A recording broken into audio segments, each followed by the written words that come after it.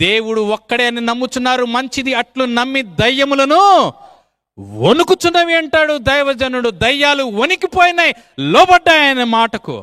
ఆయన కలుగునుగా కలిగినది ఏది కూడా ఆయన లేక కలుగలేదు. ఆయన మాటను బట్టి సమస్త సృష్టి చేయబడిందండి. శూన్యముని చూచి కలుగునుగాక అంటే కలిగినాయి. సృష్టి లోబడుతుంది ఆయన మాటకు, సృష్టి లోబడుతుంది. గాలి తుఫానులను చూచి ఆగిపో నిమ్మలంగా ఉంటే గాలి తుఫానులు లోబడ్డ ఆయన స్వరానికి. గొర్రెపిల్ల అనుకుంటున్నావా? అవును, ఆయన గొర్రెపిల్లే. నీ కొరకు నా కొరకు ప్రాణం పెట్టి దేవుని కొరకు ఒక ప్రజలను తీసుకొని వచ్చిన గొర్రెపిల్ల. సామాన్యుడు అనుకుంటున్నావేమో. గాలి తుఫానులను సముద్రాలను అణచిన గొర్రెపిల్ల స్వరం. దయ్యాలు లోబడుతుంటే, సృష్టి లోబడుతూ ఉంటే, గాలి తుఫాను సముద్రాలే లోబడుతూ ఉంటే నీవు లోబడవేంటి? నీవు లోబడవేంటన్నా? ఏంటి ఇంకా తిరుగుబాటు? ఏంటి ఇంకా తిరుగుబాటు?